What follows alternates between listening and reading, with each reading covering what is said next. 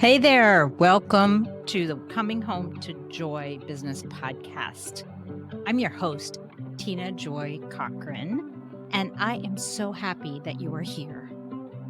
There is no need to stop your busy life right now. Let's just hang out together as we discover more about joy and business. Just drop me into your pocket and keep on going. Can't wait to share this episode with you. When we start out as Christians and we start following Jesus and we're like, okay, this is what it's like. And then he's like, yeah, that's great. But I'm ultimately creative. And let me show you something new. I want to just really reinforce and encourage you that that is a good thing. That if you feel like you have not arrived yet, that's totally okay. We call it the creative bus. We're just going to keep on tweaking, keep on sifting as we get through all of that. Before I rattle on about that and get to know training and all, let me pray. And then today's topic is the wonderful social media and emails. Father, thank you. Thank you for this time for us to come together. Thank you for technology that gives a whole new perspective and nuance to this thing that you've got for us to do. Be with us in this time and help us to hear what you would have us hear in Jesus' name. Amen. So, social media. So today's topic is the easy way to use social media and email to grow your business. What are we going to cover today? Let's talk about that. So what are we going to cover today? First things first, we're going to cover pipelines and funnels. You may or may not have heard those terms before. If you have, you may be like, oh, no, I don't do pipelines or funnels. Well, let me give you a little bit of encouragement. We're going to simplify things a little bit for you on that. And then we're going to talk about taming social media. How do we take control of it? And then email, the power of the list. And last but not least, we will have an assignment. We're going to look at some of the strategies around marketing. And this is where a lot of business training actually starts. They make the assumption that you know all the stuff, and then they just skip right into here's what to do. Here's how to post on social media. Here's how many times you should post and all of that. And there are a couple of underlying assumptions in most business training that we will not have here. And the number one is that you know who your ideal customer is. We've done some work already on it, but I understand that you may still not know exactly who your ideal customer is. And that makes it hard to figure out the technology parts of things when we don't know that. The other underlying assumption is that you want to be huge. And not all of us want to be huge. So let's review for a minute. What is the definition of marketing? Marketing is the process of helping people become aware of what you offer and then guiding them to make a decision to take action. Remember, it's not convincing people to buy stuff. It's just a process of helping people become aware and then guiding them into making a decision. So what does marketing require? Marketing requires three things. It requires a message, a strategy, and a call to action. As you establish clarity on your message and your call to action before you move into strategy, that's why those sifting questions, those four major questions, the who, what, why, and how of your business, why they are so important. Now, some of you may be in a place where you're still sifting through that. My best piece of business advice I ever got was it doesn't matter what you pick, just that you pick. You see, you can start somewhere. So if you're not sure what you're trying to sell or who your ideal client is or why you're in business at all, just pick and go. And you can tweak as you go along. You can adjust later. See, one of the benefits of doing this whole business thing with Jesus is that we have that unfair advantage that we get to do it with him. 1 Peter 4:10 says, every believer has received grace gifts, so use them to serve one another as faithful stewards of the many-colored tapestry of God's grace. This scripture comes from the Passion Translation, and when I saw this, it just really spoke to me of that many-colored tapestry. When you think about who we are and what we do when it comes to marketing, remember, Jesus just went about doing good. And what if that's really all we need to be doing is we need to be leaning into the gifts that we've been given and then using a marketing process in order to help people take action on whether or not it's for them. Let's do some business language. Doesn't that sound fun? I know some of you are super excited about that. You may have heard it. You need to have a funnel. Funnel. There's a software out there called ClickFunnels in the digital marketing space that people, oh, I just need a sales funnel. I need a marketing funnel. What does that mean? A funnel or a pipeline is essentially the steps used to guide someone from, I don't know you, to here's my money. So let's look at the pieces of it. The first piece is leads. What are leads? Leads are people who have not heard of you yet. It's an awareness piece. It's the place where people, I have not heard of you, and then I've heard of you, and I've come across you, whether it's on social media or at an event, and I'm willing to give you my email address or contact information. That moves me down to a place of prospect. So when I go from a lead who is becoming aware into prospect, I'm learning. Basically, people sit in prospects as they learn more about us and they learn more about us. And at some point, a call to action is going to happen for them and they're going to come to a decision point. And at that point, they are going to say yes, no, or not now. Now, here's what happens. If they say yes, they become a customer. If they say no, then that means no, I am not interested in what you have to offer. That lead or that prospect becomes dead. Basically, you do not want to be contacting that person. You do not want to be following up with that person. There's no more need to address that person at all because they have said no. Notice that your job is not to make the decision for them. Your job is to help them make the decision. So this is when you hear me say sort, not don't sell. This is what we're trying to do in the sales process is we're trying to just help people learn enough so that they can make a decision. Now, some people are going to say not now. And what happens when they say not now? When someone says not now, we move them back up to the top of the funnel into the leads and prospects area again. And we do what I call drip on them. Essentially, what we're doing is we're hanging out, following up with them, continuing the conversation until they can come to the point where their answer to the question is this for me? Is either yes or no.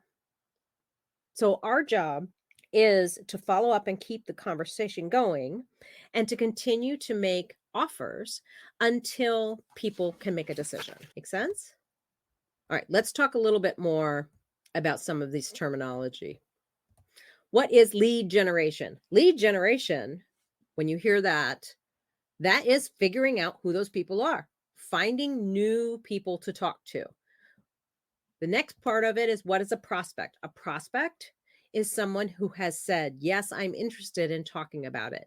They have not said, yes, they want to buy or no, they don't, but they have said, yes, I'm interested in hearing more. Follow-up is what we do with prospects who have not made a decision or prospects that have said, not now. We continue to follow up with them to help them get to a place where they make a decision. What is a call to action? A call to action, you've heard me use this word a lot. A call to action is an offer. It is a request for them to do something, whether it's give me your email address, make the final purchase, request a consult, request a sample, whatever it is, we're asking your prospect to do something. So by knowing this process, now when your sales are not coming out the way you want them, you can have a place to come back to look and see where the system is broken, right? Do you have enough people to talk to? Do you have enough leads? If you are not getting enough sales, well, how many people have you even talked to? How many people do you ask, do you want to purchase? Make sense? All right, this is fine, Tina, but what does this have to do with social media? We just want to talk about social media. Well, let's talk about social media. What is the purpose of social media? Purpose of social media really is in this place of lead generation and follow-up. It is not buy. Not buy my stuff, buy my stuff. It is a place where you can gather people to talk to. Okay. Now, let's talk about social media. What are we doing on social media? Couple of key points on social media that I want you to remember. Number one, social media is not required. If you hate it, don't do it. Remember, the most effective marketing strategy is the one that you will do. So if you can't stand social media, then why are you doing it? We think about social media has been around forever. Oh my gosh, social media is so and so important. But social media is a tool, and it's actually a very, very young tool. So when was Facebook founded? Facebook was started in 2006. I would submit some of us have t-shirts that are much older than that, right? There are 2.9 billion people on Facebook. So if you're saying not enough people are on Facebook, oh, there's plenty of people on Facebook, but it hasn't been around for decades. It's been around since 2006. What about Instagram? So Instagram hasn't even been around 20 years yet. What about that fabulous TikTok? TikTok was only started in 2016. TikTok is just coming on. So when we think about social media and we think about this tool, it's a relatively young tool, which means in a lot of ways, using social media for business is wild, wild west time. What worked when I got on Facebook back in 2008 does not necessarily work today.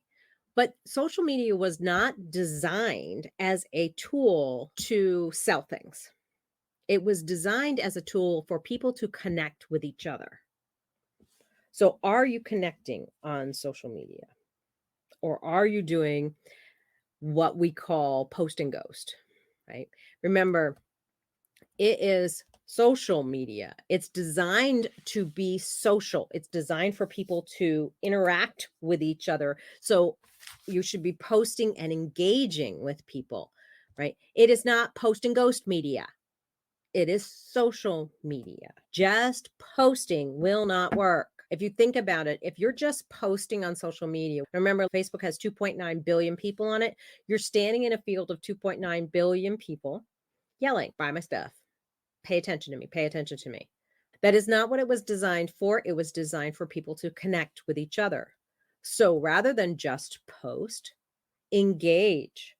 Right? We should be using social media as a tool to connect with new people and then drip on our prospects, not as busy work to hide behind. Ooh, ouch. What I hear often with my clients, and be honest, I do it myself too. Oh, I posted on social media today, so then I've done marketing.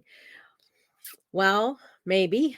But if you drop flyers out of an airplane, that's about the same. If you want to use social media as a marketing strategy, then you want to be strategic about it and you want to be connecting with people.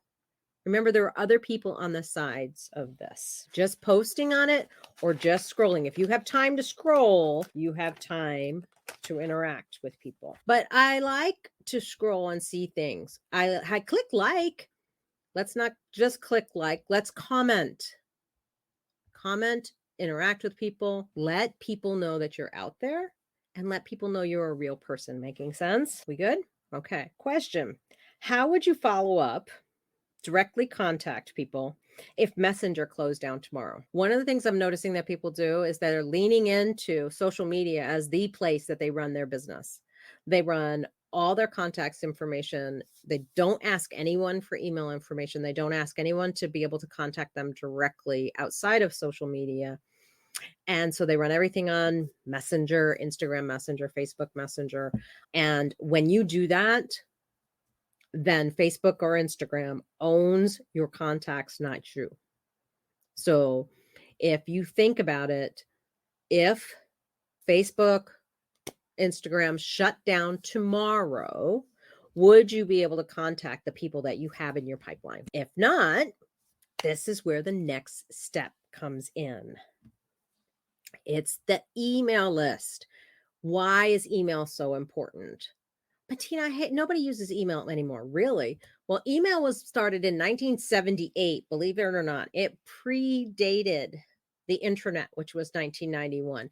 And there are 4.6 billion people on email. When you're using a messenger app, you are not owning that. There are two assets in your business that you need to take care of. The first asset is the number one most important asset, and that is you. You are the most important asset in your business, so you need to take care of yourself. The second is your email list. You'll hear the phrase, there is gold in the email list. What is an email list? I would submit you already have one. I hear all the time, I don't have an email list. Really? If an email list is a list of people you can contact via email, do you really not have an email list? Remember the days when we had our address books and we had everyone's mailing address and their phone numbers? Now we have to have their email address too, right? So if you have Google Contacts, you already have an email list. The question is, what are you doing with it? Well, I don't want to spam anybody. Well, no. What is spam? Spam is essentially electronic junk mail. It's sending email to people that have not given you permission. When you have a growing, healthy email list, what it does is it gives you people to talk to about what is going on with your business. You stay in touch, and then they buy when they can answer the question, is this for me, with a yes. So when we look back at our sales pipeline, how do you talk to people in this? How do you drip on people? Through email, through connecting with them on social media. But if you do it through email, then you own the contact information. So our job is to gather that contact information so that we can continue to talk to people to help them make a decision. Remember, the marketing process, what we're doing with marketing is not convincing people to buy. What we're doing is being there, providing the information and trusting. Remember, we're trusting our customers to make a decision. We are not making the decision for them. We are trusting them to make the decision when they are ready. Our job is to be there and be clear with what we have to offer while they are trying to figure out if it's for them or not. So here's my question around this whole idea of social media and email. Why do we spend all our time scrolling and posting when we could be chatting and connecting instead? If you think about how much time you spend on social media, now step back and think about, was one of the reasons you said you couldn't do marketing because you didn't have enough time, but you're spending a lot of time scrolling and posting. Now, I told Kate, I'm going to be completely transparent. This can be filed under the do as I say, not as I do rule. And then I get it. I get that we spend a ton of time on our phones, and social media is designed to keep us on there. But that's not who we are, right? Love is our mandate as believers, right? John 13:35 says, by this, everyone will know that you are my disciples if you love one another. So our job is to use our gifts to serve and love others. If we focus there, the rest will take care of itself. See, it's not about the business. It's not about you. It's always about Jesus. And what if what we are doing with social media and what we're doing with email is using these tools in order to deepen our connection with people? Because people buy from people they know, like, and trust. What if we really lean into the idea of what we're doing with marketing is connecting with people and loving them enough to help them decide whether this is for them or not? Just saying. All right, you ready for your assignment? So here is the assignment. How much time do you spend on social media just scrolling and watching rather than commenting and connecting? Do you have an email list? And then what do you need to change? I know this may sound harsh and like, well, wait a minute, you're not telling me how many times to post on Instagram. It doesn't matter. What matters is, are you using the tools that have been provided for us in this time to connect with people at a level that they understand what you do enough to answer the question, is this for me? So let's take action, answer the questions. I know social media has been one of those things that you have a love-hate relationship with. If I just post something, then people will show up and want to buy from me. It doesn't really work that way No, because it wasn't designed for that. It's not that there's some evil algorithm behind it that's trying to make your life miserable. It just wasn't designed for that. It was designed for me to go, ooh, look, Kate's on here. Let me talk to her. You've been listening to the Coming Home to Joy Business podcast. For more joy and business, check out our website at goldenheartland.com. You might find something perfect just for you. This is Tina Joy Cochran, your host, coach, and the founder of the Golden Heartland Business Community for Women. Thanks for being here. And don't forget to subscribe and share this with your friends. Remember, everything you're dreaming of is just on the other side of change. Being joy-led in your business will get you there. We'll see you next time.